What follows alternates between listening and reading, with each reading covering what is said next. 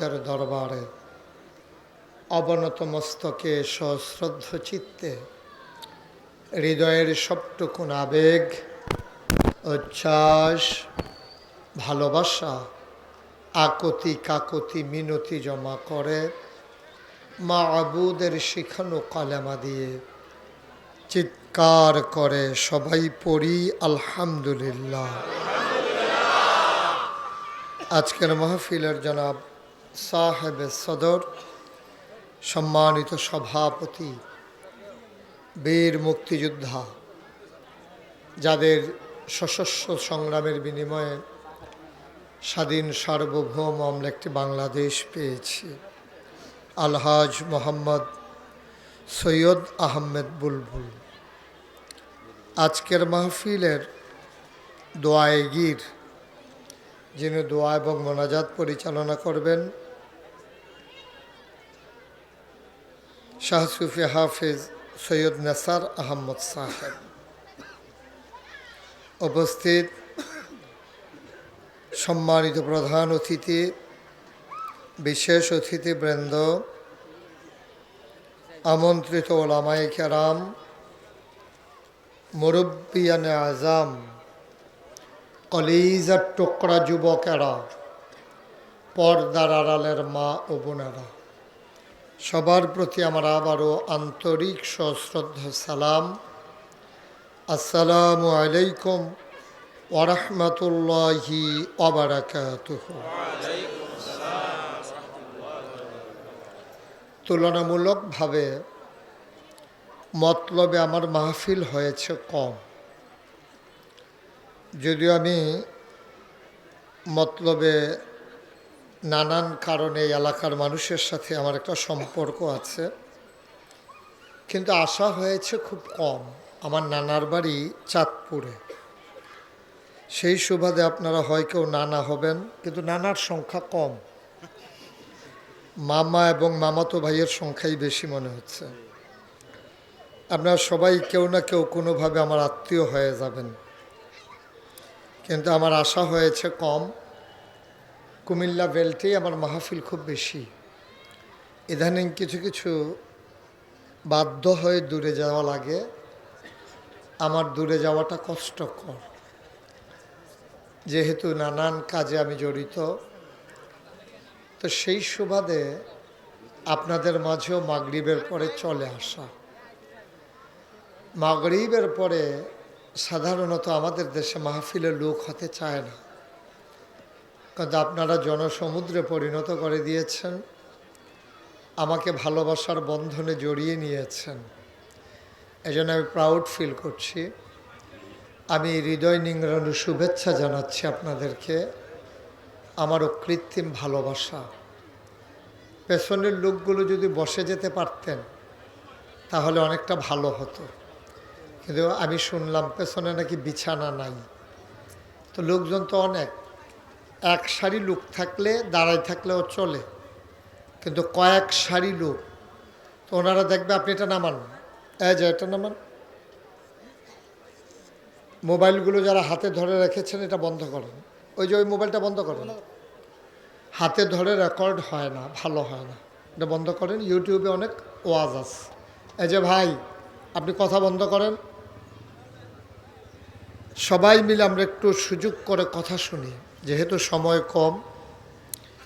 আমি ভূমিকাতে একটা সেকেন্ড সময়ও নষ্ট করতে চাই না। আমরা শুরু করতে চাই অতি দ্রুত। ওয়ামা তৌফিকি ইল্লা বিল্লাহ।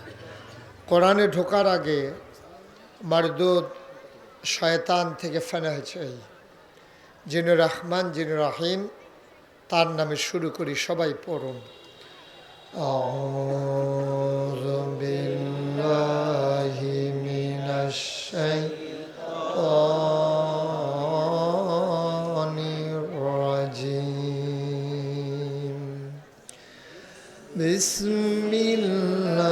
বিসমিল্লাহির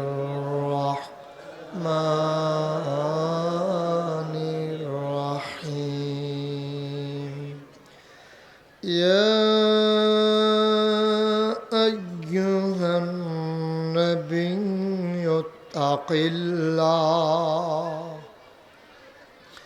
ولا تطع الكافرين والمنافقين إن الله كان عليما حكيما واتبع ما يوحى إليك من ربك إن الله كان بما تعملون خبيرا وتوكل على الله وكفى بالله وكيلا আল্লাহ তাবারক ওয়া তাআলা এই দুনিয়ার ভিতরে মানুষ বানানোর পরে মানুষদেরকে এমনিই ছেড়ে দেন না। এই প্যান্ডেলে যারা আছি আমরা সবাই মানুষ। আমরা সবাই কি? জোরে বলতে হবে, সবাই কি? মঞ্চে যারা আছে তারা না বললেও চলবে না? তো ওনারা দুইজন তো একজনও কইল না। ওনারা কই বইয়া যে রয়েছে এটাই বেশি, ওনারা হত্যা লাউনের কথা না। সবাই কথা বললেন, আমরা সবাই কি? এই মানুষ হিসাবে আল্লাহ আমাদেরকে বানানোর পরে আল্লাহ চান সবগুলা বান্দা যেন জান্নাতে চলে যায়। একটা মানুষ জাহান্নামে গেলে আল্লাহর কোনো লাভ নাই, বরঞ্চ লস। কারণ যেদিন আল্লাহ বলেছিলেন ইন্নী জাইলুন ফিল আরদে খলিফা, আমি একটা কওম, আমি একটা সম্প্রদায়, আমি একদল মানুষ বানাতে চাই যাদের পরিচয় হলো তারা আমার খলিফা। সুবহানাল্লাহ বলবেন না? ফেরেশতারা আপত্তি করেছে, বলেছে না, মানুষ বানানোর দরকার, কথা বলা যাবে না। ফেরেশতারা বলছিল মানুষ বানানোর দরকার নাই, কারণ আপনি মানুষ বানাবেন, ওরা মারামারি করবে, কাটাকাটি করবে, ঝগড়া বিবাদ করবে, মানুষ মানুষের উপরে জোর করে জুলুম করবে, বলবে এক কথা করবে আরেক কাজ, বলবে পালাই না 12টার পরে খুঁজা পাওয়া যাবে না, ঠিক কিনা? তো মানুষ বানাবেন এমনই করবে, ওরা মারামারি কাটাকাটি করবে, ওরা বোর্ডের বাক্স লইয়ে উঠটা দিব দৌড়। আছে নাকি নাই? নাই? আরে নাই, আছে। নাই যে বলছি এটার একটা কারণ আছে। কারণ আমি সানদিন এক মাহফিলে যখন বলছি যে বুডের বাক্স লইয়ে উঠতে দিব দৌড়, দেখি সব মানুষ দাঁড়াই গেছে, কয় হুজুর ফাও কথা কইেন না, এই ওয়াজ আর এখন চলে না। আমি বললাম কেন? কয় যে বাক্স লইয়া ওই যে আপনি কইছেন দৌড়াদৌড়ি এইসব এখন আর নাই। আমি বললাম নাই কেন? কয় হুজুর বুডের বাক্স লইয়া দৌড় দিব, কিন্তু বুডে দো নাই। 4-5 বছর আগের কথা আর কি। নাউজুবিল্লাহ বলবেন না? জোরে বলবেন না নাউজুবিল্লাহ? আমার আল্লাহ যখন বললেন মানুষ বানাতে চাই, ফেরেশতারা বলল দরকার নাই, তারা রক্ত বহাবে, ঝগড়া করবে, এই দুনিয়ার ভিতরে ফিতনা ফাসাদ তৈরি করবে। আমার আল্লাহ তাবারক ওয়া তাআলা তাদের কথা মানলেন না, বুদ্ধিপূর্ণ যুক্তিপূর্ণ জবাব দিয়ে দিলেন ইন্নী আ'লামু মা লা তা'লামুন,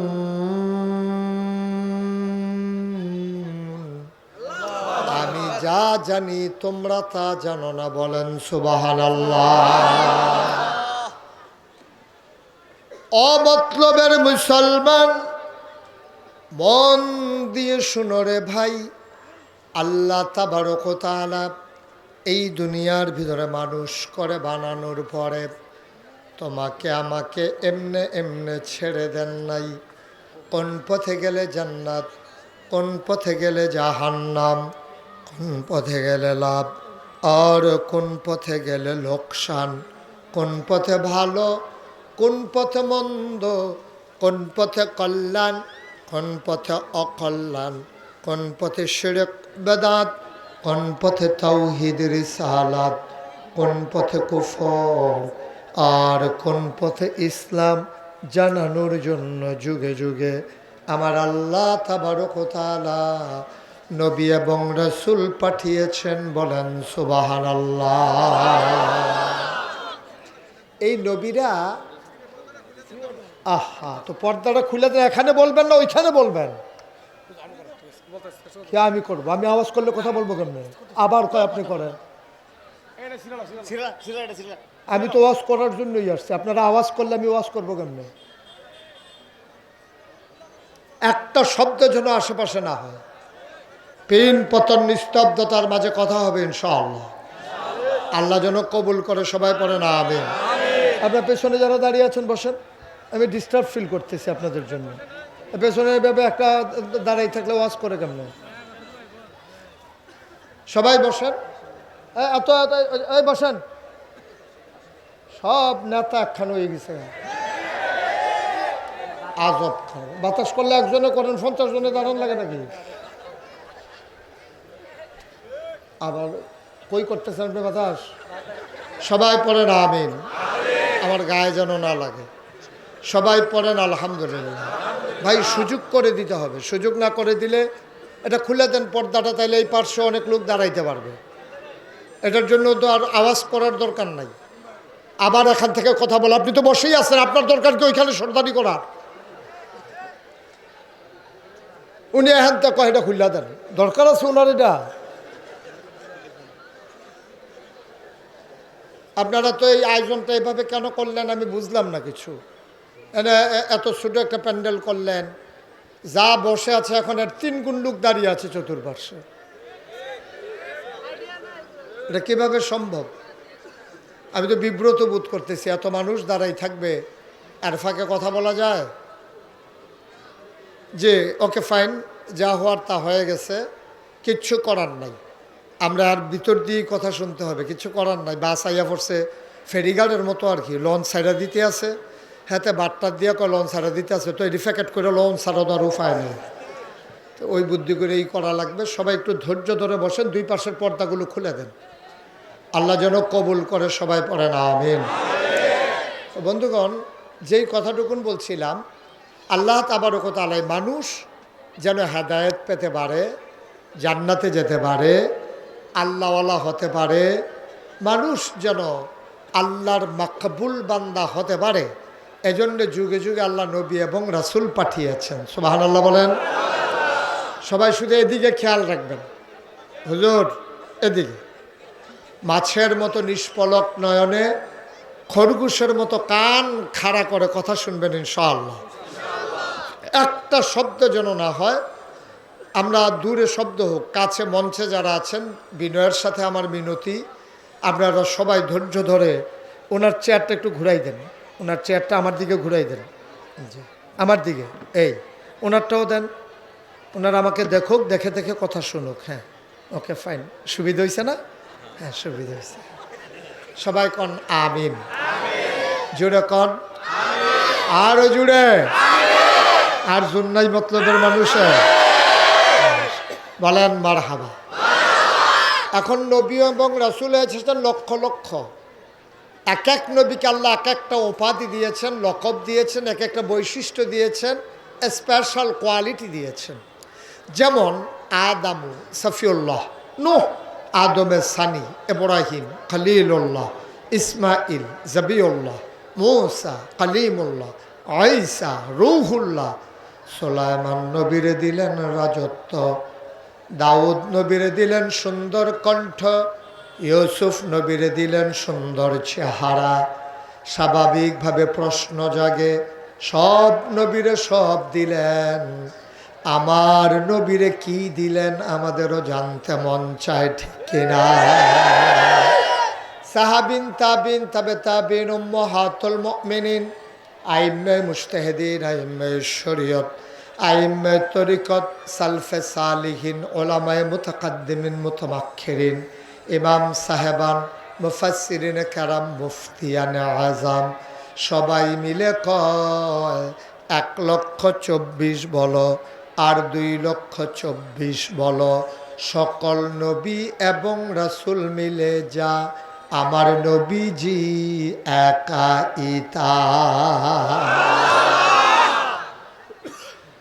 মুসলমান মন দিয়ে শোনো, এই আল্লাহ তাবারক ওয়া তাআলা দুনিয়ার ভিতরে নবী দিলেন, মানুষের বিবেক দিলেন, আর জীবন বিধান সংবিধান কোরআন দিলেন।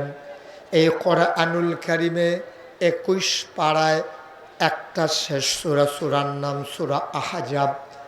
৭৩টা আয়াত, 9টা রুকু। আল্লাহ বলেন, ইয়া আইয়ুহান নাবী, হে নবী, আত্তাকিল্লাহ, আপনি ভয় পাবেন শুধুমাত্র কেবলমাত্র একমাত্র আমার আল্লাহকে, ঠিক কিনা? এই কথা স্বয়ং আল্লাহ বলছেন তার নবীকে। ইয়া আইয়ুহান নবী, হে নবী, আত্তাকিল্লাহ, আপনি দুনিয়ার কাউকে ভয় পাবেন না। র্যাব, গোয়েন্দা, বিজিবি, দলীয় ক্যাডার, মন্ত্রী, এমপি, কাউকে ভয় পাবেন না। আত্তাকিল্লাহ, আপনি ভয় পাবেন শুধু আল্লাহরে। সুবহানাল্লাহ বলবেন। মুফাসসিরিনে কেরাম কয়, যদিও আল্লাহ নবীকে ডেকেছেন, এখানে শুধু নবী উদ্দেশ্য নয়, কিয়ামত পর্যন্ত যত মানুষ এই দুনিয়াতে আসবে সবাইকে যেন আল্লাহ ডেকে বলেন, অমতলবের মানুষ শুনো শুনো শুনো, কাউকে ভয় পাওয়া যাবে না, আর কাউকে ভয় পেলে ইসলাম থাকবে না। ভয় পাবা কেবলমাত্র শুধুমাত্র একমাত্র আমার আল্লাহকে। বলেন সুবহানাল্লাহ। আপনি অন্তরে যদি দুনিয়ার ভয় থাকে, আপনি মসজিদের খতিব, আপনার অন্তরে যদি সভাপতির ভয় থাকে, সেক্রেটারির ভয় থাকে, আপনি তো সুন্দর ওয়াজ করতে পারবেন না। তো মসজিদের ভিতরে এই সভাপতি, বাংলাদেশের মসজিদগুলোতে অধিকাংশ সভাপতি দেখবেন রিটায়ার্ড পারসন, এলাকার ধনী মানুষ, সারা জীবন ঘুষ খাইছে, খাইয়া টাকার মালিক হইছে।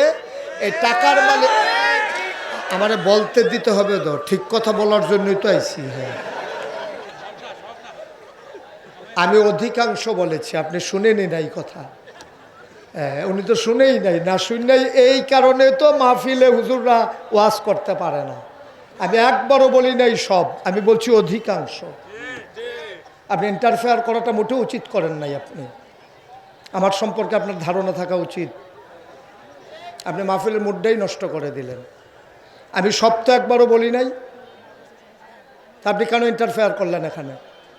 সেই দিন কি আছে নাকি? আর আপনি খুব বাজে একটা কাজ করছেন। কোনোদিন এই কাজ কোনোদিন কোনো ময়দানে করবেন না আপনি। অধিকাংশ আমি বলেছি, আপনি খোঁজ নেন বাংলাদেশে 100 মসজিদের ভিতরে 95 জন সভাপতি হয় সুদ নাইলে ঘুষের সাথে জড়িত। আমরা জেনে শুনেই কথা বলি, আমরা লাইবিলিটি নিয়ে কথা বলি।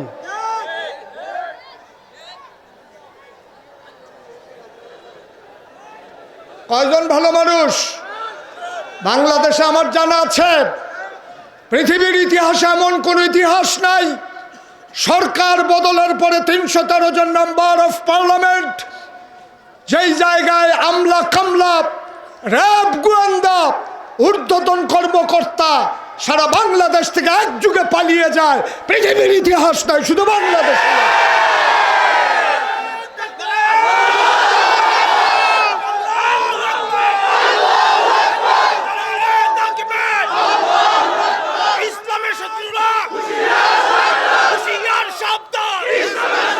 ঠিক আছে, কথা বুঝতে হবে, তারপরে কথা বলতে হবে। মাইক এখন আমার হাতে। একজন আলেমের সাথে কিভাবে কথা বলতে হয় আমরা ওইটা বুঝি নাই বলেই একসাথে সবাই পালানো লাগছে। যদি ডাক শুনতো, কথা শুনতো, তাইলে সবাই একসাথে পালানো লাগে না। আমি মনে করি 101টা কারণ যদি থাকে সরকার পতনের, এর ভিতরে 1 নম্বর কারণ হচ্ছে আলেম ওলামার সাথে বেয়াদবি।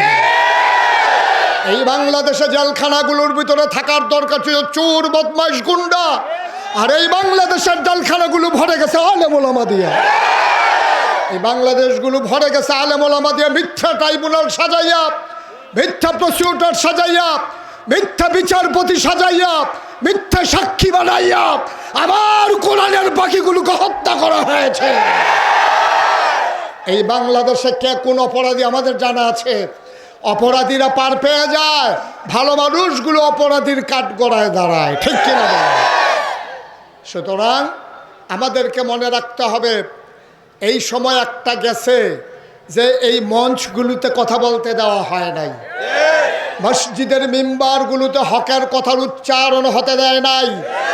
কথায় কথায় মসজিদের ইমামের চাকরি চলে গেছে, খতিবের চাকরি চলে গেছে। সেই দিন একেবারেই গেছে। সেই দিন আঘাত এসেছে, পাল্টা আঘাতের সময় ছিল না। আজকে বাংলাদেশে আঘাত আসবে তো পাল্টা জবাব হবে। প্রতিটা আঘাতের পাই পাই করে হিসাব নেওয়া হবে। এইভাবে আর ছেড়ে দেওয়া হবে না। আমাদের যেমন ওদের যেমন এটা বাবার বাড়ি, আমাদেরও বাবার বাড়ি। আমরা ভেসে আসি নাই। ওদের বাবার বাড়ি আর আমাদের মামার বাড়ি। ও সাতপুর তো আমার মামার বাড়ি না। এমন বিষয় না ভাই, আজব কারবার হচ্ছে এই বাংলাদেশে। অধপতনের একটাই কারণ, একটু চিন্তার বিষয়। আমার অনেক কষ্ট লাগে মনে হলে যে একটা দেশ থেকে এইভাবে গোটা একটা দল একবারে নিঃশ্বাস হয়ে যাবে, কথা বলার থাকবে না। এটা কেমন কথা? এটা আজব কথা। এ দেশের জন্য এটা ডেস্ট্রয়, এটা ধ্বংস, এটা অধপতন, এটা লক্ষণ বেশি সুবিধার না। ভালো মানুষ আজকে রাজনীতিতে আর আসতে চাইবে না, ঠিক কিনা বললাম? ধ্বংস করে দিচ্ছে, সব শেষ হয়ে গেছে।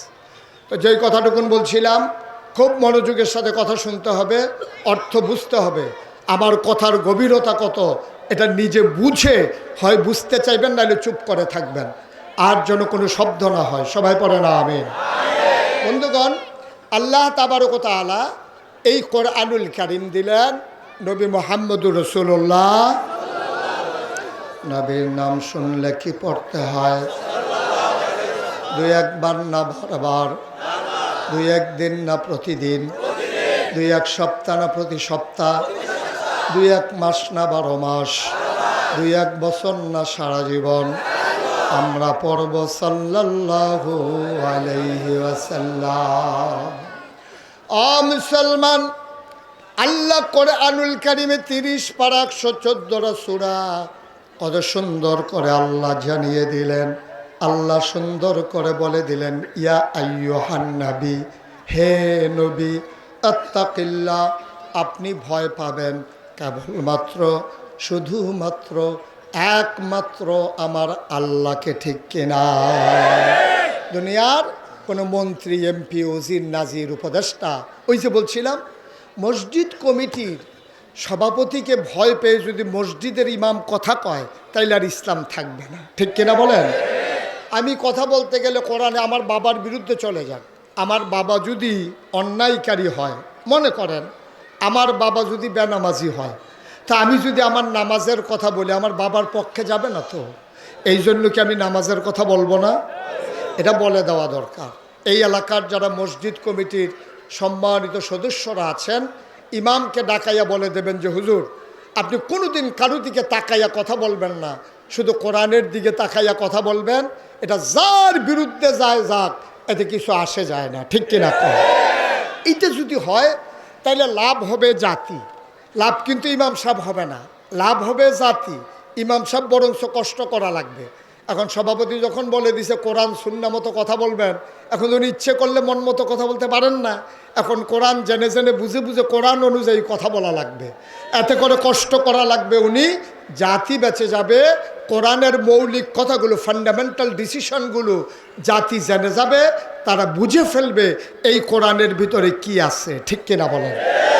দেখেন, তা আল্লাহ তাবারক ওয়া তাআলা নবীজিকে কেন এই কথা বললেন যে ইয়া আইয়ুহান নবী আত্তাকিল্লাহ, আপনি ভয় পাবেন আল্লাহকে? কেন বললেন? নবী কি আল্লাহকে ভয় পেতেন না? নবী কি আবু জেহেলকে ভয় পেতেন? আবু লাহাবকে ভয় পেতেন? তারপরও আল্লাহ কেন বলতেছেন হে নবী আপনি ভয় পাবেন আল্লাহকে? এটা বলার উদ্দেশ্য কি? বলার উদ্দেশ্য হচ্ছে, আপনি যেই পথে দায়িত্ব পালন শুরু করেছেন, এই পথ কুসুমাস্তীর্ণ নয়, এই পথ ফুল বিছানো নয়, এ পথ কণ্টকাকীর্ণ, এ পথ কাটা বেছানো। এ পথে চলতে গেলে মখমলের এই বিছানা থাকবে না, লাল গালিচা থাকবে না, এই পথে ফুল বিছানো থাকবে না, এই পথে থাকবে কাঁটা এই পথে থাকবে ঝড় ঝঞ্ঝা, এই পথে চলতে গেলে মামলা হবে, হামলা হবে, জেল জুলুম নির্যাতন হবে, প্রয়োজনে জীবন দেওয়া যাবে, ঈমান দেওয়া যাবে না, ঠিক কিনা? এই জন্য আল্লাহ তার নবীকে রেডি করছেন, নবীকে বলছেন যে কুল, হ্যাঁ রাসূল আপনি বলুন, ইন্না সালাতি ওয়া নুসুকি ওয়া মাহইয়ায়া ওয়া মামাতি লিল্লাহি রাব্বিল আলামিন। দেখেন কিভাবে আল্লাহ রাব্বুল আলামিন তার নবীকে তৈরি করতেছেন, বলতেছেন হ্যাঁ নবী আপনি বলুন। বলেন যে বলেন আল্লাহ কি বলবো? বলেন ইন্না সালাতি আমার নামাজ, ওয়া নুসুকি আমার কোরবানি, ওয়া মাহইয়ায়া আমার জীবন, ওয়া মামাতি আমার মরণ, লিল্লাহি রাব্বিল আলামিন কেবলমাত্র শুধুমাত্র একমাত্র আল্লাহ রাব্বুল আলামিনের জন্য, ঠিক কিনা কোন?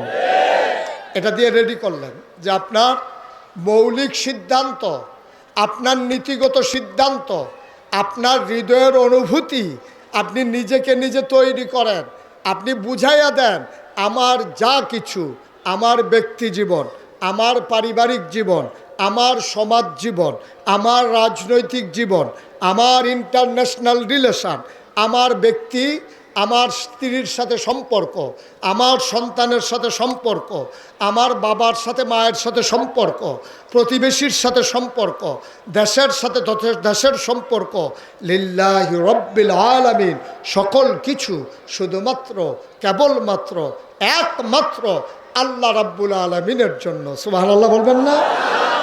এই আল্লাহ নবীকে যেটা শিখাইলেন এটার সাথে কি আমরা একমত? কথা বলেন একমত? আমার জীবন কার? আমার মরণ কার? সূরা তাওবার 111 নম্বর আয়াতে আল্লাহ আরো সুন্দর করে বলে দিলেন, ইন্নাল্লাহা ইশতারা মিনাল মুমিনিনা আনফুসাহুম ওয়া আমওয়ালাহুম বিআন্না লাহুমুল জান্নাহ। ও মতলবের মানুষ শুনো শুনো শুনো, ইন্নাল্লাহা নিশ্চয়ই আল্লাহ, ইশতারা ক্রয় করে নিয়েছেন, কিনে নিয়েছেন, মিনাল মুমিনিনা মুমিনদের কাছ থেকে, আনফুসাহুম ওয়া আমওয়ালাহুম তোমাদের জান এবং তোমাদের মাল, বিআন্না লাহুমুল জান্নাহ আর এর বিনিময়ে যা দিয়ে তোমাদের কাছ থেকে জানমাল কিনেছে তার নাম হলো জান্নাত। সুবহানাল্লাহ বলবেন? তাহলে এই জান কার? কথা বলেন, এই জান কার? এই মাল কার? এখন আমাদের কাছে আছে বলতেছি আল্লাহর, হইল কেমনে? আল্লাহ বলছেন জান আর মাল যদিও তোমরা বিক্রি করছো, আমি আবার তোমাদের কাছে আমানত রেখেছি। এই জান তোমাদের কাছে আমানত, এই মাল তোমাদের কাছে আমানত। এখন যিনি জান আর মাল আমানত রেখেছেন উনি যেই পথে চলে, যেই পথে চালাইতে বলেন মাল আর জানকে ওই পথে চালানো, এইটাই যার কাছে আমানত রেখেছে তার দায়িত্ব, ঠিক কিনা বলেন? আমি যদি আমার এই খাতাটা ওনাকে দিই, ওনার কাছে দেওয়ার পর আমি যদি বলি যে আপনি প্রতিটা পৃষ্ঠা আলাদা আলাদা করেন, তা আপনি হয়তো বলবেন দেখছো হুজুর ওনারে খাতাটা দিছে আর উনি পুরাটা খাতা ছিঁড়ে ফেলতেছে। যেহেতু আমি ওনার কাছে রেখেছি, উনি আমানতদার আর আমি ওনার কাছে আমানত রেখেছি, আমি বলেছি টুকরা করেন, উনি আমানতদার হিসেবে এইটাই দায়িত্ব। আল্লাহ বলেছেন জান আমার, মান আল আমার, তুমি হচ্ছে আমানতদার, সুতরাং আমি আল্লাহর হুকুম হচ্ছে তোমার জান ব্যবহার হবে আল্লাহর পথে, মাল ব্যবহার হবে আল্লাহর পথে, তোমার প্রতিটি স্লোগান হবে শুধু আল্লাহর জন্যে, ঠিক কিনা? তোমার কোনো মানুষের চাওয়া পাওয়ার হিসাব মিলানোর জন্যে তোমার কোনো স্লোগান হতে পারে না। তোমার একটা টাকাও আল্লাহর বিরুদ্ধে যায়, ইসলামের বিরুদ্ধে যায়, মসজিদের বিরুদ্ধে যায়, মাদ্রাসার বিরুদ্ধে যায়, আলেম ওলামার বিরুদ্ধে যায়, একটা টাকাও সেই পথে খরচ করার মুসলমানের জন্য হারাম হারাম হারাম, ঠিক কিনা বলেন? আপনি মুসলমান, আপনার অর্থ সম্পদ ইসলামের বিরুদ্ধে, আলেমের বিরুদ্ধে, মসজিদ মাদ্রাসার বিরুদ্ধে খরচ করতে আপনি পারেন? কথা কেনা পারেন? আপনি খরচ করতে হবে শুধু আল্লাহর জন্য, যেহেতু সব আপনি আল্লাহর কাছ থেকে আমানত। এই জন্য আল্লাহ বলছেন হে নবী আপনি কি ঠিক করে নিয়েছেন? বলল যে হ্যাঁ। তাইলে এবার ইত্তাকিল্লাহ, আপনি ভয় পাবেন আল্লাহরে। কারণ আবু জেহেল, আবু লাহাব, ওদবা সাহেবা টিটকারি মাসবে, মস্কারা করবে, পাগল বলবে, জিনে ধরবে বলবে। আপনি যদি অস্থির হয়ে যান, আপনি যদি তাদের ভয়ে ভীত সন্ত্রস্ত হয়ে যান তাহলে এই জমিনেতে আল্লাহর দিন থাকবে না। এজন্য আপনাকে কথা বলেই যেতে হবে, পক্ষে যাক আর বিপক্ষে যাক। আমি মুশতাক ফৈজি, খুব খেয়াল করে শোনেন, নাগাইশের পীর সাহেব আমি মুশতাক ফয়েজি। এখন যদি শুধু জিকির করি সবগুলা মানুষ আপনারা অস্থির হয়ে যাবেন যে মাশাআল্লাহ হুজুরের জিকির কত সুন্দর, মনে হয় বাতাস জিকির করে, মনে হয় গাছে জিকির করে। ওই বিদেশি সন্তানের মায়েরা আমার জন্য আতর পাঠাবে, বিদেশি বাবারা আমার জন্য দেশি মুরগার ডিম সিদ্ধ করে নিয়ে আসবে, কার ঘরে সকালে দাওয়াত খাবো সিরিয়াল পড়ে যাবে। আমি যদি কলমা শরীফের জিকির করি সবাই মিলে খুশি, আমার প্রশংসায় পঞ্চমুখ। অথচ ১৫০০ বছর আগে নবী যখন সবাইকে ডেকে বললেন কৌলু লা ইলাহা ইল্লাল্লাহ, তোমরা সবাই পড়ো লা ইলাহা ইল্লাল্লাহ, বলার সাথে সাথে কাফেরেরা খুশি না বেজার? তো মুশতাক ফয়েজি জিকির করলে হাদিয়া পাওয়া যায়, মাছের মাথাটা, গরুর কলজাটা, বিদেশি ফুতের টেহারা, প্রথম লাউডা, টাহি মাছ দিয়া ভাপা ফিডা দিয়া, যা মন চায় কম্বলটা। হাদিয়ার অভাব নাই, টাকার অভাব নাই, সম্মানের অভাব নাই, দল মত নির্বিশেষে কয় উনি একজন ভালো মানুষ। তাইলে নবীজি লা ইলাহা ইল্লাল্লাহ কইলে সবাই রাগ হয়, মুশতাক ফয়েজি লা ইলাহা ইল্লাল্লাহ কইলে তো সবাই খুশি হয়। তাইলে বুঝতে হবে কুসকুস কালা হয়। এটা আপনি বন্ধ করেন, কাইন্ডলি একটু বন্ধ করেন। আপনি আসছেন পরে আইসা আবার বিরক্ত শুরু করছেন না, মানে এটা খেয়াল করে শুনেন, মনোযোগের সাথে কথা শুনেন। আমিন কর, জুড়ে কন, আরো জুড়ে। এখানে রহস্যটা কি? আমি লা ইলাহা ইল্লাল্লাহ বললে সবাই খুশি হয়। আমাদের দেশে পীর মাশায়েখরা যখন জিকির করে সবাই খুশি হয়, কিন্তু এই নবীজি বলার কারণে সবাই রাগ হয়। কারণটা কি? শুধু কি রাগ হয়? আবু জেহেল নবীরে মারতে যায়, বারবার মারতে যায়, 2-3 জন ধৈর্য রাখে, তারপর আবু জেহেল যায়। আমি ওইখানে থাকলে বলতাম ভাই ছাইড়া দাও, ছাইড়া দাও, 1-2টা দিয়া 2-3টা খাইয়াই হোক, দেখবা ঠিক হয়ে যাবো। আমাদের দেশে যখন দরুণটা থাকে তখন দেখবেন ঝগড়া জমে বেশি, আর দরুণটা যদি বেরিয়ে হইতে হয় ঝগড়া কার কারণ বেরিয়েছে ধরছে তো। আমাদের দেশে দরুণটা থাকলে ঝগড়া জমে বেশি। আমি কই ধরার দরকার কি, ছাইড়া দেন, হাতে 2টা দেখতে 2টা দেখ, খাইয়া বুঝা লোক খানা কি জিনিস দেখবেন, পরে ধাক্কাইয়াও ফাটাইতে পারবেন না। এখন আবু জেহেল যখন বারবার নবীর দিকে ঘুষি মারতে যায়, এখন কেউ তো আর সাহস করে না। এবার নবীর আপন চাচা আবুল আহাব, কি নাম? বা কথা না, কি নাম? নবীর আপন চাচা আবুল আহাব, সে গেছে নবীরে মারার জন্য। একটা পাথর নিছে, খুব খেয়াল করে শুনেন, একটা পাথর নিয়া নবীর দিকে একটা ঢিল মারছে, বলছে ইয়া মোহাম্মদ তাব্বা আলাক, ও মোহাম্মদ তোমার ধ্বংস হোক। নাউজুবিল্লাহ বলবেন না? এই গালিটা কি সাধারণ না জঘন্য? কয়েকজনের সামনে বলছে না, সবার সামনে, সবার সামনে। ওর নবী খুব লজ্জিত হয়েছেন, ভদ্র মানুষ, কত শালীন মানুষ।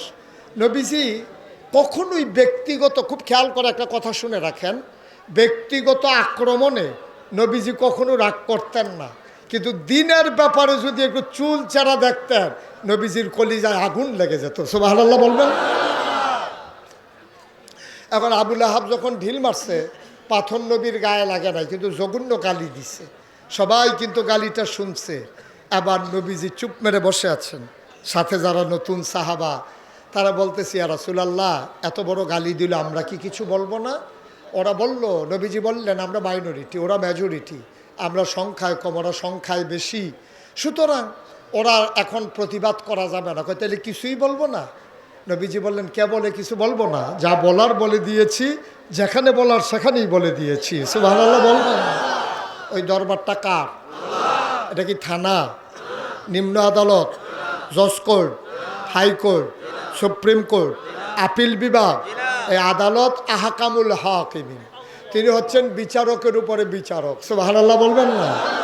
ওই জায়গায় বিচার দিলে পাওয়া যায় নাকি যায় না? কথা কয় না, যায় নাকি যায় না? তবে একটু দেরি হয় আর কি, 15 বছর লাগে। কয় বছর লাগে? এত তাড়াতাড়ি বিচার পাওয়া যায় না। উনি মনে মনে কইতাছে কবে বিচার দিলাম, আইয়ে না দি, এমন আওয়াজ আইছে খেয়াল করেন, খুব খেয়াল। এমন আশাই আসছে, আমি খেয়াল করে দেখেছি কোনো রাজনৈতিক দলের নেতা, কোনো আলেম ওলামা, কোনো বৈষম্য বিরোধী ছাত্র আন্দোলন, কোনো মসজিদের ইমাম, কোনো মঞ্চের বক্তা, কেউ একজনও দাবি করে নাই দফা এক, দাবি এক, দেশ ত্যাগ, দেশ ত্যাগ। এই কথা কেউ শুনছেন? সবাই কি বলছে? দফা এক, দাবি এক, পদত্যাগ, পদত্যাগ। আল্লাহর ফায়সালা দেখেন, একটা মানুষের মাথায় কিন্তু দেশ ত্যাগ আসে নাই, একটা লোক বলেও নাই। কিন্তু আল্লাহ কয় যেই পাপ বাতি হইছে এটাতে পদত্যাগে হবে না, দফা এক, দাবি এক।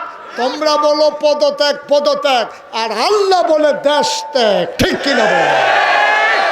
একজন লোকও কিন্তু বলে নাই, কেউ চিন্তায় আসে নাই যে দেশ ত্যাগ করতে হবে। এই ফায়সালা কার? কথা বলে না কার? তাহলে বুঝে গেল বিচার দিলে পাওয়া যায় নাকি যায় না? নবীজি বিচার দিয়েছেন কার দরবারে? নবীজি নিজেই কয় লা হাজাব বাইনাহু ওয়া বাইনাল্লাহ, তার মাঝে আল্লাহর মাঝে কোনো পর্দা নাই। যার উপরে তুমি জুলুম করেছ তারে কয় মাজলুম। মাজলুম যখন আল্লাহ বলে ডাক দেয়, আল্লাহর সাথে সাথে কবুল করে নেয়, তবে রেজাল্ট আছে সুবিধা মতো। নবীজি বিচার দিলেন কার দরবারে? কিসের বিচার দিছিলেন? ওই পাথর যে মারছিল, মনে আছে তো নাকি? হ্যাঁ, ঠিক আছে, ফাইন, সচেতন শ্রোতা। এখন বিচার দিছে পরে, এখন সব সাহাবারা বসে আছেন। নবীজি চোখের পানি ছেড়ে দিয়ে কাঁদতেছেন, সাহাবারাও বসে আছেন। আল্লাহর নবীর মনটা খুব খারাপ, সাহাবারাদেরও মন খারাপ। আলাপ সালাপ করতেছে, হঠাৎ করে নবীজি বললেন ওয়ালাইকুম আসসালাম রহমতুল্লাহ। সবাই অবাক বিস্ময়ে তাকে, কেউ তো সালাম দেয় নাই। নবীজি কেন বললেন ওয়ালাইকুম আসসালাম রহমতুল্লাহ, কেন বললেন? এই সময়ে হঠাৎ করে সাহাবারা জানতে চাইলেন, ইয়া রাসূলুল্লাহ, কেউ তো আপনারা সালাম দেয় নাই, আপনি কার সালামের জবাব দিলেন? সুবহানাল্লাহ বলবেন না? আল্লাহর নবী ডাক দেয়া কয়, ও সাহাবারা মন দিয়ে শোনো। আল্লাহর ফেরেশতা জিবরাইল আমারে এসে কয় আসসালাতু ওয়াসসালামু আলাইকা ইয়া রাসূলুল্লাহ। আমি বলে দিলাম ওয়ালাইকুম আসসালাম ওয়া রাহমাতুল্লাহ। কয় উনি কি বলতে চায়? কয় উনি এসে বলতে চায় নবী গো, আপনি কি আল্লাহর কাছে কোনো বিচার টিচার দিছিলেন নাকি? সুবহানাল্লাহ কয় না? কয় আমি একটু আল্লাহরে জানাই রাখছিলাম। কয় বিচারের রায় তো চলে আসছে, রায় আমরা সবাই জানি, সবাই পারি, চলো দলবদ্ধভাবে সবাই পড়ি আউযু বিল্লাহি মিনাশ শাইতানির রাজিম। বিসমিল্লাহ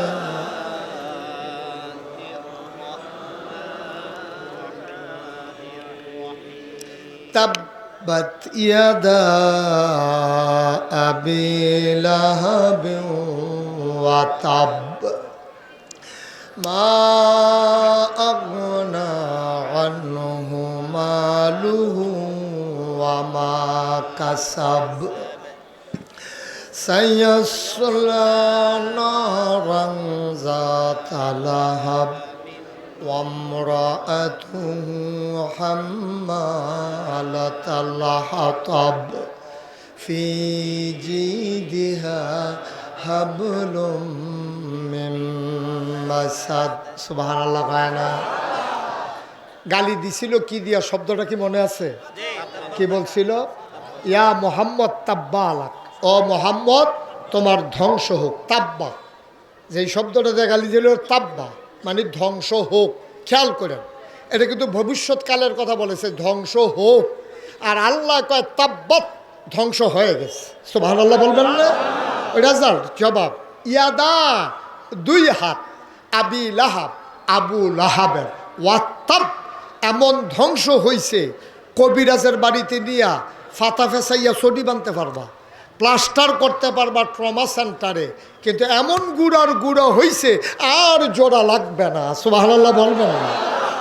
এই কথা কি মুশতাক ফয়েজিন না আল্লাহ? ওই যে তাব্বাত ইয়াদা যেই শব্দ দিয়া গালি দিছে, এই শব্দ দিয়া জবাব দিছে। ধ্বংস হয়ে গেছে দুই হাত। এখানে একটা চিকন কথা আছে, আপনার সচেতন মানুষ সবাই বুঝবেন। এই যে আবু লাহাব ঢিল মারছিল পাথর দিয়া, দুই হাতে না এক হাতে? কথা কয় না, দুই হাতে না এক হাতে? তো ঢিল মারলো এক হাতে, আর আল্লাহ কইতেছে ধ্বংস হয়ে যাক 2 হাত। তাহলে আল্লাহরা তো মাইক আছে দেখা যা ইচ্ছা তা কইব, এটা তো ঠিক না। এটা তো একটা বিচার হইলো, আল্লাহ তো ইনসাফ করে। তা এক হাত প্রয়োজনে ঘুরে ঘুরে করে লাও, প্রয়োজনে এক হাতের ওষুধে ট্রাক্টার যাও, প্রয়োজনে যা মনে তো হাতুড়ে দিয়ে ফিডো কাম লাগলে, কিন্তু 2 হাত ধ্বংস হবে কেন? ঢিল মারছে তো এক হাতে, সুবহানাল্লাহ কয় না? ঢিল মারছে কয় হাতে? তো ধ্বংস হবে 2 হাতে। এই কথা বললো কেন? মুফাসসিরিনে কেরাম কয় তোমাদের বুঝ মতো আল্লাহ চলে না, আল্লাহর বুঝ সাংঘাতিক বুঝ। ফলাফান যখন ক্রিকেটের বল করে, ক্রিকেট খেলতে গিয়ে বোলার যারা, তারা যখন বল করে ডাইন হাতে বল করে, বাম হাত কি গামছা দিয়ে শরীরের সাথে বাইন্ধা নেয়? আমার কথা না, বাইন্ধা নেয়? তো এই ডাইন হাতে বল ধরে রাখছে, এখন দৌড় দেওয়ার সময় কি করে? করে না কি করে না? এক হাতে বল মারে, আরেক হাতে হেইও কয়, ঠিক কিনা কয়? এক হাতে বল করে, আরেক হাতে জোর দেয়। আবুল আহাবে এক হাতে ঢিল মারছে, আরেক হাতে জোর দিছে। মাছ ধরুন্নার যেই বাঘ, ডুলারা হুন্নার এই বাঘ, এই জন্য 2 হাত তামা তামা হয়ে যাবে, ঠিক কিনা? তাব্বাত ইয়াদা, ধ্বংস হয়ে যাবে 2 হাত। মুফাসসিরিনে কেরাম কয় তোমরা তো যা শুনো তাই বুঝো, কিন্তু এই শব্দের ভিতরে আরও আছে। যদিও আল্লাহ বলেছেন ধ্বংস হয়ে যাবে 2 হাত, এই 2 হাতের ভিতরে আছে 6 হাত। কয় হাত? কথা না, কয় হাত? আমি এই হাতগুলার নাম বলবো, আর আপনারা 1 2 গইনা যাবেন। হ্যাঁ, ডাইন হাত, কথা কয় না, ডাইন হাত, বাম হাত, দুনিয়া, আখেরাত, ছেলে মেয়ে বউ, সম্পদ। কয়টা হয়েছে? আবার আপনারা করবেন, হ্যাঁ জোরে আওয়াজ করে করবেন। ডাইন হাত, বাম হাত, দুনিয়া, আখেরাত, ছেলে মেয়ে বউ, সম্পদ। কয়টা হয়েছে? ঢিল মারছিল কয় হাতে? এখন টান দিছে কয়টা লইয়া? খেলা কার? মুসলমান। আবার যখন 6 হাতের কথা বলছে, মক্কার মানুষগুলা খুব দ্রুত বুঝে ফেলছে, ওরা আরবি জানতো। আবুল আহাবের সঙ্গী সাথী নিয়া চায়ের স্টলের ভিতরে আড্ডা মারতে আছে। কি রে মোহাম্মদ রে যে ঢিল মারছিলাম কেমন হয়েছে? কয় ভাই সব গেছিল সুজে জোর কম, ভাবিরে কইন দুধ মুধ খাওয়াইতো, আপনার শৈল তো জোর কমা গেছে, ঢিল দই পর্যন্ত যায় নাই। আবুল আহাব কয় দিছিলাম তো জোরেই গেল না কেন বুঝলাম না। নবীর সাহাবাদের সামনে যখন আয়াত নাজিল হলো, সাহাবারা কয় ইয়া রাসূলুল্লাহ এটা কি সবাইকে বলে দেব? কয় সবাইকে জানিয়ে দাও। এবার সাহাবারা দৌড়ায়, যারে পায় তারই কয়। আবুল আহাব যে গালি দিছিল জবাব আসছে, গিয়া দেখে আবুল আহাব আড্ডা মারতে আছে। সাহাবা গিয়া কয় লাহাব ভাই সাহেব জবাব তো চলে আসছে। কয় কি বলছে তোমাদের আল্লাহ? কয় তাব্বাত ইয়াদা আবি লাহাব ওয়া তাব। এই কথা যখন আবুল আহাব শুনছে উঠটা দিছে দৌড়। আবুল আহাব আরবি বুঝতো নাকি বুঝতো না? তখন আবু জাহেল আবুল আহাব উঠটা দিছে দৌড়। তো যখন নেতা দৌড় দিছে, এখন কর্মীরার তো হুঁশ নাই। এখন কর্মীরা দৌড় দিয়ে গিয়া ধরছে, ধরে কয় আপনি আমাদের নেতা না, আপনি যদি হেলিকপ্টার উঠটালান আমরার কি উপায়? আপনি হেলিকপ্টারে উঠলে আমাদের উপায় কি? আপনি আমরা কই রেখা যাইতে আছে? আপনি যে দৌড় দিতে আছেন, আপনাদের আপনি চলে গেলে আমাদের উপায় কি? আবার আবুল আহাব দাঁড়াইছে। আবুল আহাবের সঙ্গী সাথীরা কয় ভাইয়ারা আয়াত নাজিল হইছে আমার ব্যাপারে, তো আমি দৌড় দিতাম নাকি তোমরা দৌড় দিবা? আমি এনা টের ফাইতে আছি কি যাইতে আছে। আপনি কি মোহাম্মদের আল্লাহরে মানেন? কয় না। মোহাম্মদের আল্লাহরে মানেন না, মোহাম্মদের কথা বিশ্বাস করেন? কয় না। তো মোহাম্মদের আল্লাহরেও মানেন না, মোহাম্মদের আল্লাহর কথা বিশ্বাসও করেন না, তো মোহাম্মদের আল্লাহ যা কইছে এটা নিয়ে আপনি ভয় পাইছেন কেন? আবুল আহাব চিৎকার করে কয় ভাইয়ারা মোহাম্মদের আল্লাহও মানি না, মোহাম্মদের নবীও মানি না, মোহাম্মদের ইসলামও মানি না, মোহাম্মদের বিশ্বাসও করি না, কিন্তু খেয়াল করে দেখছি মোহাম্মদের আল্লাহ যা কয় তাই হয়। সুবহানাল্লাহ। হয় নাকি হয় না? কথা কেন হয় নাকি হয় না? এখন নমুনা খারাপ, শুরু হইব কি দিয়া? কইছে কয়টা? কথা কেন কয়টা? এখন আবুল আহাব শুধু টেনশন করতেছে শুরু জানি হয় কি দিয়া। আল্লাহ কই শুরু করম তোর বউ এড়ে দিয়া। ঘরে ঘরে যখন আগুন লাগাই যাম টের পাইবা সংসার কি জিনিস। শুরু করম তোমার বউ এড়ে দিয়া। আবুল আহাবের বউটা ছিল জঘন্য, নগণ্য না জঘন্য, সাংঘাতিক খারাপ মহিলা ছিল। এরকম খারাপ মহিলা বাংলাদেশে আছে নাকি নাই? নাই, ছিল, আছে, ছিল, আছে।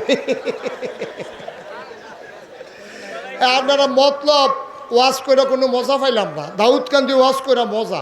আমি যখন কইছি এরকম খারাপ মানুষ আছে নাকি নাই, এক বুড়া বেড়া ফাল দিয়া কয় হুজুর আমরা ঘরে আছে।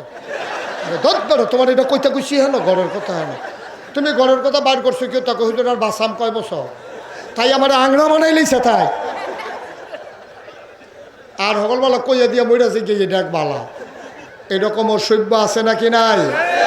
আছে না ছিল? হ্যাঁ ঠিক আছে। মার হাবা কয় না রে, জোরে কয় না মার হাবা।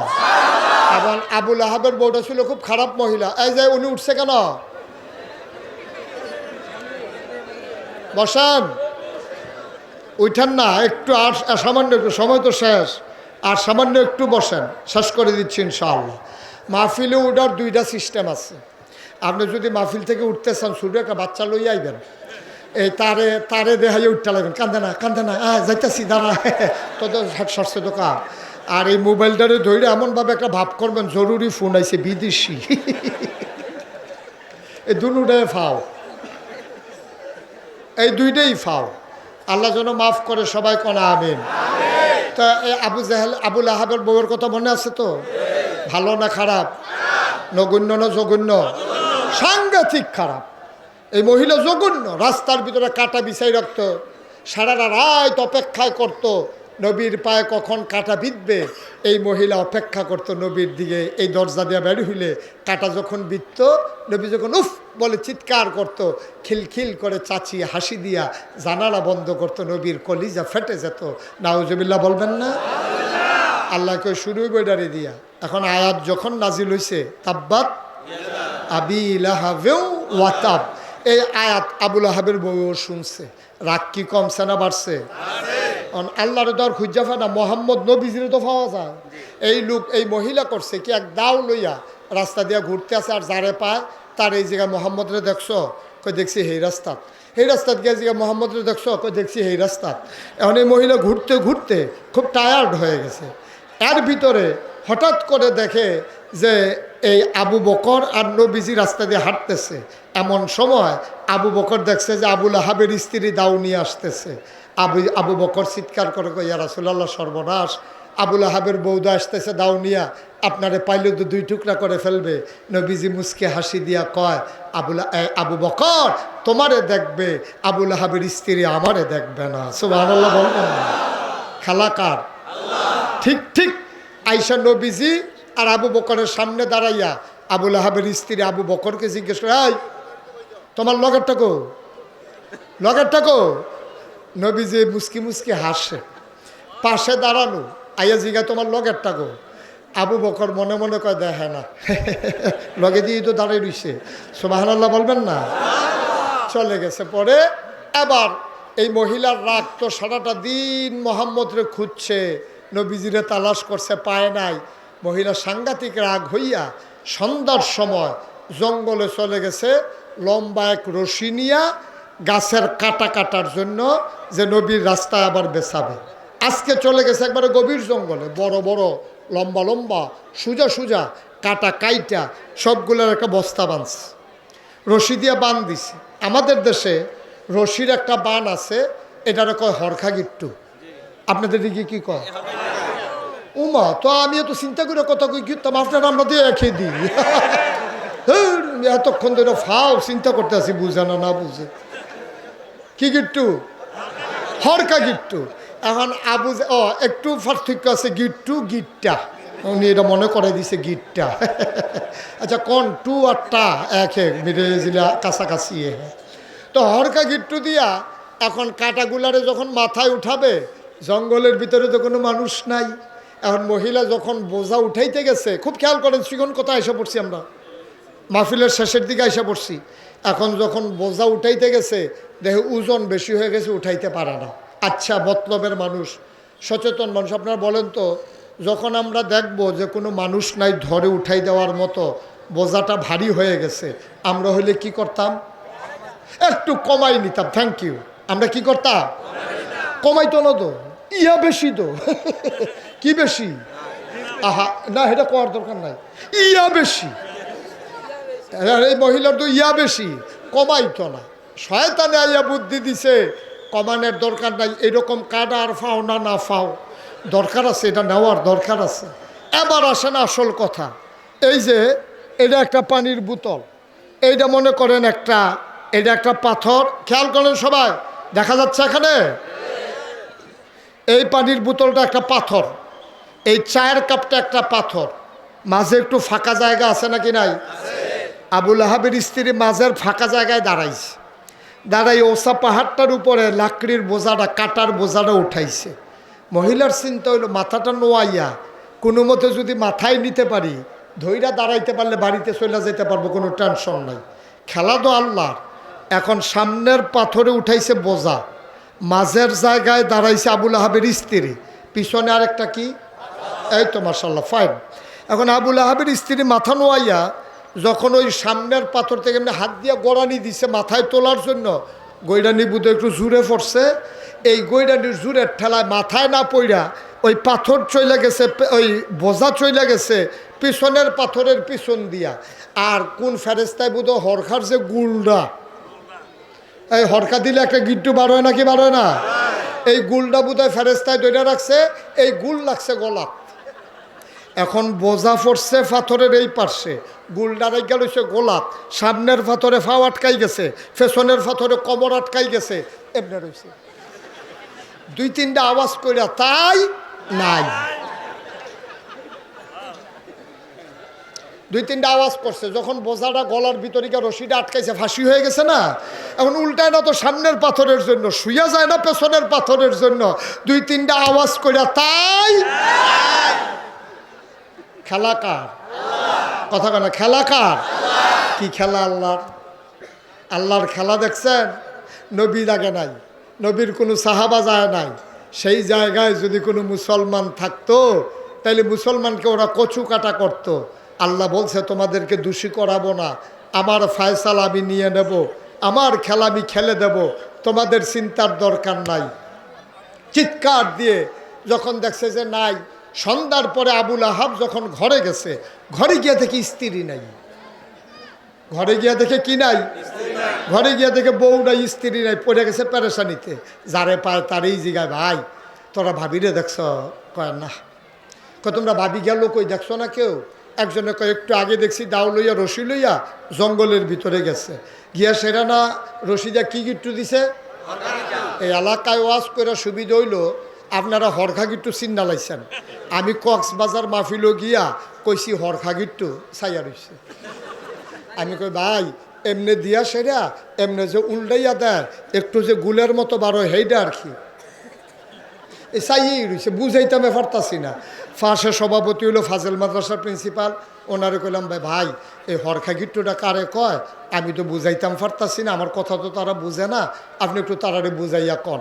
এবার আমার দিকে হাসি দিয়া চাইয়া কয় আমি বুঝলে না, তারারে বুঝাইতাম। আমি কি বুঝছি কিচ্ছু? আপনি কিতা কতক্ষণ সব আগের থেকে হরখা হরখা করতে আসেন, আমি এই হরখাটা এই কইতাম পারাম জিনিসটা কিতা বুঝছি না। আবার চিন্তা করছি কক্সবাজার যাইতে ব্যাগের ভিতরে করে রশি লইয়া যাবো, হরখা কারে কয় চিনাই দিয়া যাবে। আর আবুল আহাবের বউ আছে না গেছে? আর আবুল আহাবে খুঁজতে আছে বউ কই, বউ কই, খুঁজতে খুঁজতে একজনে কইছে জঙ্গলের দিকে গেছে। এই হাজাক বাতি লাইট মাইট বোম্বা বাতি জ্বালাইয়া জঙ্গলের ভিতরে গিয়ে দেখে গলার ভিতরে ফাঁসি পড়ে আছে, জিব্বা বের হয়ে আছে। তাই আবুল আহাবের স্ত্রী যখন মারা গেছে, আবুল আহাবের কাছে আইসা লোকজন বলতেছে ভাই সাহেব ভাবিরে পাওয়া গেছে। কই ফাইছ? কই জঙ্গলের ভিতরে লাকড়ির ফাঁসি লেগে মারা গেছে। আবুল আহাবে চিল্লান দেওয়া কয় লাকড়ি টাকড়ি কিচ্ছু না রে, তাব্বাতি আদা, তাব্বাত। খেলা হইল আল্লাহর। এই লাকড়ি টাকড়ি ফাও এটি কিচ্ছু না, এটা কোনো বিষয় না, বিষয় হইল খেলা কার? আল্লাহ তো একটা না একটা উপলক্ষ লইয়া করা লাগবে, তো আল্লাহ একটা না একটা উপলক্ষ লইয়াই কারবার ঘটায়। মতলবের মুসলমান মনে রাখো, সব জিনিস নিয়ে তামাশা চলে না। ওলামায়ে কেরাম হলো নবীর ওয়ারিস, ওলামায়ের সাথে চোখ উল্টাবা তো তোমার দুনিয়া উল্টে যাবে, ঠিক কিনা বলো? যুদ্ধের ভিতরে একদল বাহিনী হেরে গেছে, যুদ্ধের ভিতরে হাইরা গেছে। তো রাজমশাই সেনাপতিরে ডাকাইছে, এদিকে আসো, আমরা হারলাম কেন? আমার কি সৈন্য কম আছে? আমার কি র্যাব গোয়েন্দা কম আছে? আমার পুলিশ কম আছে? আমার দলীয় ক্যাডাররা নাই? ওরা থাকতে আমি হারলাম কেমনে? তো পুলিশ অফিসারে কইতে আছে, স্যার গুল্লি তো করি, গুল্লি করি একটা, যেইটার উপরে পড়ে এইটাই লড়ে, আবার এই আরেকটা দাঁড়ায়, দৌড় তো দেয় না। সুবহানাল্লাহ বলবেন না? বানানো গল্প না, বাংলার ইতিহাস, ঠিক কিনা বলো? এখন রাজমশাই হারছে, কথা মনে আছে তো নাকি? তো সেনাপতি রেজি গেছে, আমরা হারলাম কেন? তো সেনাপতি বলতেছে, রাজমশাই 101টা কারণে আমরা হেরে গেছি। কয়টা কারণে? কথা কয় না, কয়টা? তাই 101টা কারণে আমরা হেরে গেছি। রাজমশাই বলতেছে, 1 নাম্বার কারণ বলো। 1 নাম্বার কারণ হইল, আমরা কাফের সৈন্যদেরকে ঘেরাও করে ফেলছিলাম, শত্রুদেরকে ঘেরাও করে ফেলছিলাম। আমরা গুলি করতে যাব, এমন সময় দেখি আমাদের বারুদগুলো সব পানিতে ভিজে গেছে। রাজমশাই কয়, 101টা কারণের আর দরকার নাই, গুল্লি যখন পানিতে ভিজে গেছে আর জিতনের সম্ভাবনা নাই, সুতরাং একটাই চলবে, আর বাকি 100 আর লাগবে না। আমার ভাইয়েরা জানতে চায়, 17 বছর দুর্দণ্ড দানবের সাথে, দাপটের সাথে ক্ষমতা চালানোর পরে কেন হেরে গেল?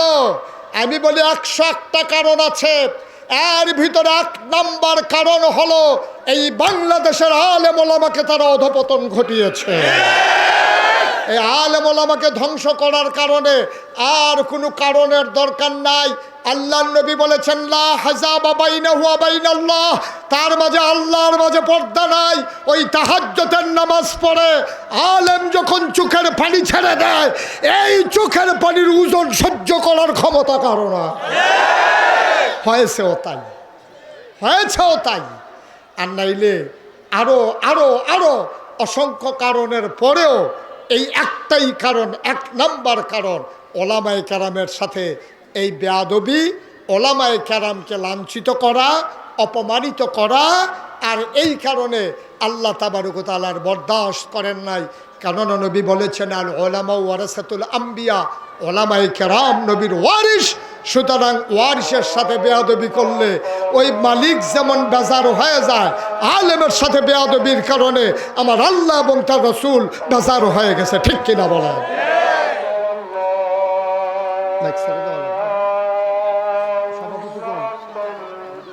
হুজুর কই?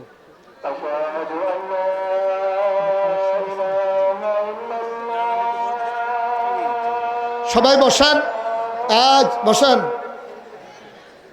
আমি কি বলছি উঠতে? একটু বসেন।